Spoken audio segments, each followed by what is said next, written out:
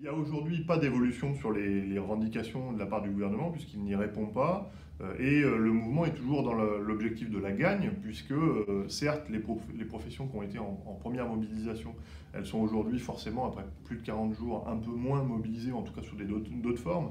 Mais cette mobilisation reconductible du début, elle a permis de donner confiance aux salariés dans un certain nombre d'entreprises où il n'y a pas de syndicat organisé, à se poser la question, faut-il faire grève? Comment on peut intervenir sur ce sujet alors qu'on est nous aussi très opposés à la réforme des retraites.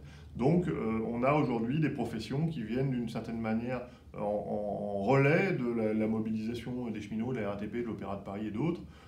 Ces professions, ça va être beaucoup les ports qui ont été dans la bataille dès le début mais qui montent en puissance dans le blocage. Ça va être l'énergie qui est dans la même situation et puis l'enseignement et d'autres professions. On a vu les avocats, même s'ils sont sur des revendications un peu différentes, il y a quand même une convergence sur le rejet de cette réforme. Et donc un mouvement qui se transforme en fait, mais qui reste toujours aussi puissant. Et donc on verra dans les journées d'action quel est le niveau de mobilisation, mais ce qui est clair, c'est que le gouvernement on n'a pas terminé avec les grévistes.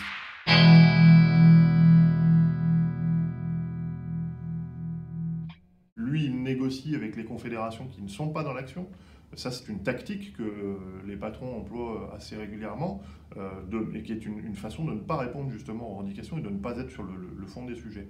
L'intersyndicale, elle, qui organise l'action, CGT, FO, FSU, Solidaire, CGC, et puis les organes de jeunesse, elle est toujours unie.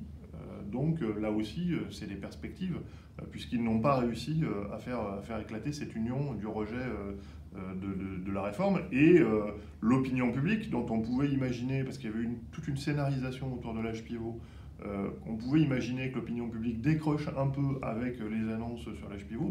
En réalité, l'opinion publique, une fois que l'âge pivot est retiré, elle continue à être favorable au mouvement, parce qu'en fait, ce que les gens veulent, c'est le retrait tout simplement de la réforme.